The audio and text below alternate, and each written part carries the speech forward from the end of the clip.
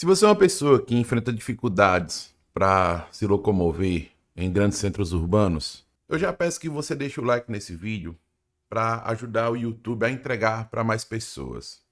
Bom, eu encontrei o vídeo do Gustavo Leles. Cara, eu vou abrir o perfil do moleque aqui porque ele fez um bom trabalho nesse vídeo. Eu não vi os outros vídeos dele, mas tá aí, ó. Segue o cara. Gustavo Leles 1. E ele apresenta muitas informações sobre a dificuldade de viver em uma cidade grande e ir para qualquer lugar. Trabalho, lazer, não importa. Eu achei esse vídeo dele bastante rico e a gente vai apreciar isso junto. Quando você mora em uma cidade grande como eu aqui em São Paulo, ou qualquer outra cidade grande do Brasil como Rio de Janeiro ou qualquer outra capital, um dos seus maiores objetivos da vida adulta em geral é ter um carro. Quando você adquire um carro é a mesma coisa de você adquirir um título de cidadania, porque só agora que você tem a liberdade de poder andar no seu próprio território. Olha que genial a comparação que ele faz. Quando você compra um carro, é que você adquire o seu título de cidadania. Ou seja, o status que você tem dentro desse grupo social ao qual você vive é representado por aquilo que você pode consumir, por aquilo que você pode ter acesso. Você pode até pensar que isso é o sinônimo de qualquer outra cidade grande no mundo. Mas não, na verdade é o contrário. Esses dias eu estava falando com uma das minhas irmãs que mora em Londres, e eu estava perguntando, né, discutindo sobre custo de vida, comparando custo de vida em São Paulo e em Londres, né? E eu perguntei para ela sobre carros, e ela afirmou para mim que ela vendeu o carro dela porque carro lá é literalmente só custo. Não há necessidade de ter carro em Londres. Mas por que grandes cidades como Londres, Paris ou Nova York têm grandes acessos de metrô, trem e outras formas de transporte público, mas principalmente essas, enquanto que cidades como São Paulo, apesar de ter serviços até melhores do que essas que eu citei, não tem tantos pontos e não se oferece como destaque nessa área?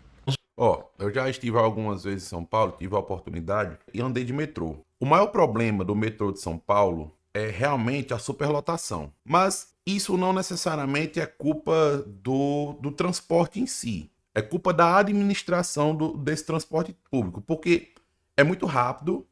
Eu, pelo menos, a minha experiência, né? E aí, se vocês moram em São Paulo, vocês que são realmente pessoas nascidas, criadas em São Paulo, deixa aí nos comentários sobre a opinião de vocês, que eu posso estar falando muita besteira aqui. Mas eu gostei muito de andar no metrô, tanto pela questão de ser uma primeira experiência, mas também porque, assim, a locomoção ela é rápida. Eu não tive nenhum problema de pane, o metrô parou, etc, algo do tipo. Não sei se isso acontece com frequência, mas é muito rápido. Eu saí de uma zona e fui para outra rapidinho, coisa assim, tipo 20 minutos.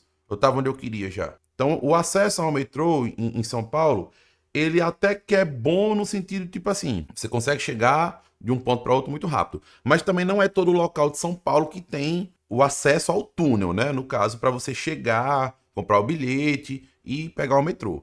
Aí já é uma coisa que dificulta muito para quem mora em São Paulo, porque muitas vezes tem que pegar um ônibus para pegar o metrô. E os ônibus aí sim, também é aquela coisa, na circulação, o trânsito atrapalha, acaba demorando bastante. O metrô, em questão de velocidade de transporte, é ótima. Agora, o trânsito de São Paulo atrapalha muito a chegada da pessoa ao ponto do metrô. Voltar no tempo e entender como isso se desenvolveu. No governo JK, teve todo o processo de montadoras americanas vindo para o Brasil, e assim as linhas ferroviárias e todo o acesso ferroviário brasileiro ficou sucateado. Sucateado por quê, né? E aí ele vai explicar, mas eu já vou adiantando. Sucateado por quê? Toda vida que alguma empresa de outro local do mundo chega ao Brasil, o recurso que deveria ser destinado para o desenvolvimento brasileiro naquela mesma área, no caso do exemplo aqui que a gente está falando, transportes, é destinado para incentivar financeiramente a empresa que está chegando. Ou seja, a verba que deveria ser utilizada em infraestrutura nacional é repassada para corporações e empresas privadas do exterior. Afinal, o patrocínio, o dinheiro internacional, que foi muito importante no governo JK, estava vindo dessas montadoras, e não vindo das linhas ferroviárias que antes vinha de dinheiro britânico, agora o dinheiro americano, que era realmente o dinheiro que importava, estava vindo dos carros. Então não importava mais o bonde, não importava mais o trem. O que importava mesmo agora eram os caminhões, os carros, porque eram patrocinados pelos Estados Unidos. Você não entendeu muito bem, é porque o que ele quis dizer é o seguinte: no Brasil, no século passado, meados do século passado, por aí, muitas empresas britânicas construíram ferrovias aqui no Brasil. E aí era um dinheiro que vinha de fora. Óbvio, existia o incentivo do Estado brasileiro para a época, mas, cara, ferrovia é muito bom para o transporte de produtos e também de pessoas. Você vê países desenvolvidos ao norte do globo, como Europa, como Rússia, Estados Unidos, utilizando linha férrea. E aí eu não estou falando de trem, eu estou falando de metrô também. Transporte de pessoas e transporte de mercadorias ainda é muito rápido. Inclusive, vamos supor, você vai comprar um produto lá em São Paulo e você mora no Nordeste. Aí você faz o pedido, esse produto demora 20 dias, 30 dias para chegar aqui no Nordeste, porque tá vindo de caminhão, tá vindo não sei o quê. Se tivesse trem, transporte de produtos, poxa, no mínimo, assim, no mínimo não, no máximo, 7 dias talvez para chegar.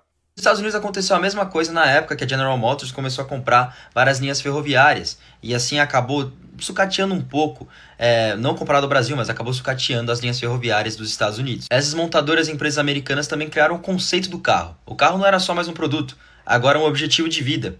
O carro virou o sinônimo, como já dito, de você ter liberdade e também ter acesso à cidadania. No caso, poder andar onde quiser, tanto nas ruas da sua cidade, ou ir de cidade e estados diferentes, principalmente em países como Estados Unidos e Brasil, que têm tamanhos continentais. E só assim com o carro você poderia ter acesso ao seu país e ter acesso a você andar livremente. Mas os administradores de grandes... Acho muito mais atrativo, pelo menos na minha opinião, tanto pela questão da locomoção, quanto pela questão de conhecer outros locais, de fazer paradas e etc.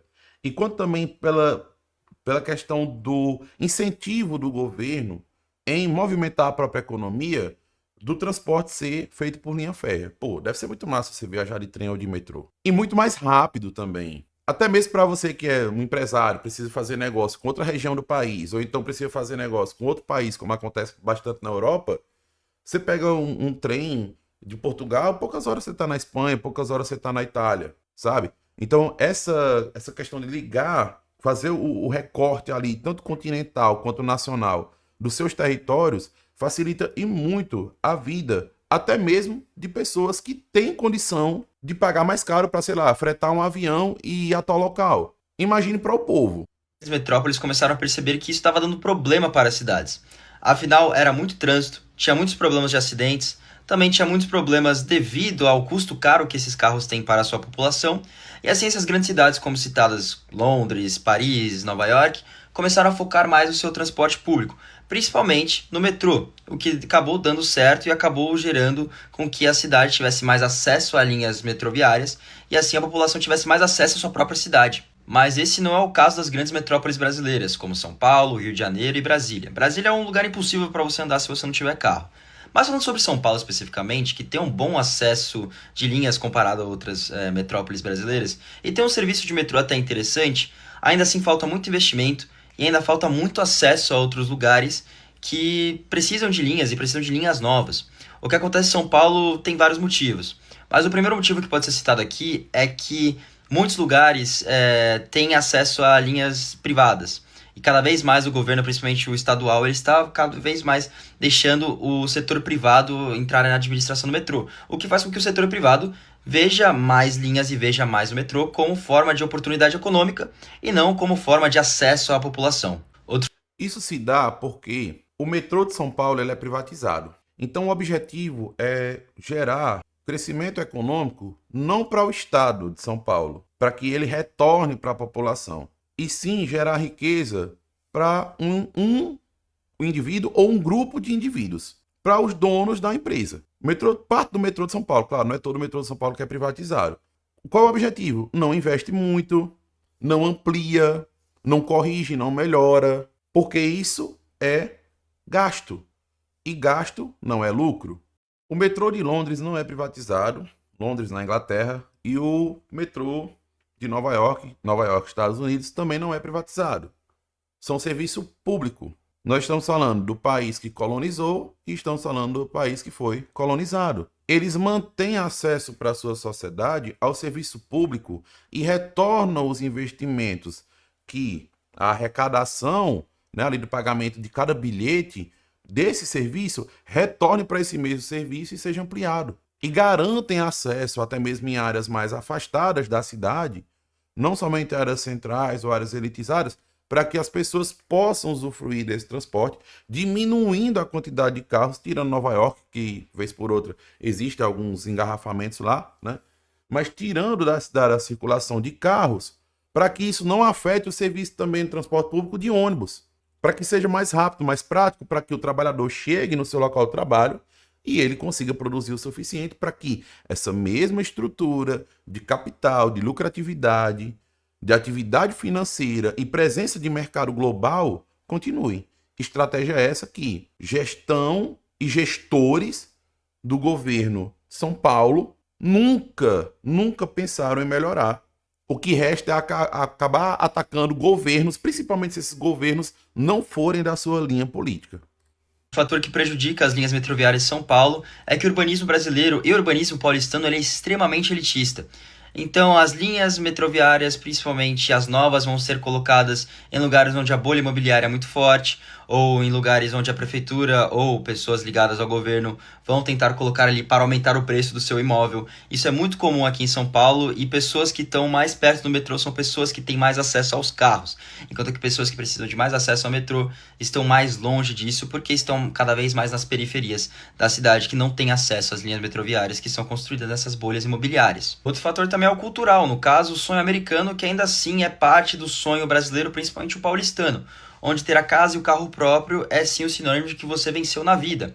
E apesar de uma cidade que deveria se igualar às outras grandes metrópoles mundiais, que cada vez focam mais num transporte público igualitário, uma cidade que envolva mais as pessoas, São Paulo ainda assim segue um fator mais elitista e um fator que envolve mais lugares de subúrbios, o que não é o caso de uma grande metrópole como São Paulo. Quando você Enquanto isso, quem mais precisa, o trabalhador, precisa de transporte público, continua sempre em um ciclo de vida extremamente cansativo, porque tem sempre que acordar muito cedo para pegar o transporte público, que muitas vezes atrasa, que quando chega tem superlotação, e aí ele ouve do patrão que ele é vagabundo, que ele é preguiçoso, que ele deveria acordar mais cedo, e a produtividade desse trabalhador também cai, assim como cai também a sua segurança psicológica. Espero que vocês comentem alguma coisa aí, estabeleçam suas opiniões, eu quero ler, eu costumo ler os comentários aqui do canal e debater um pouco, tá? Se você quiser, você pode se inscrever, não vou lhe obrigar, mas ajudaria bastante. Esse é o vídeo de hoje e valeu!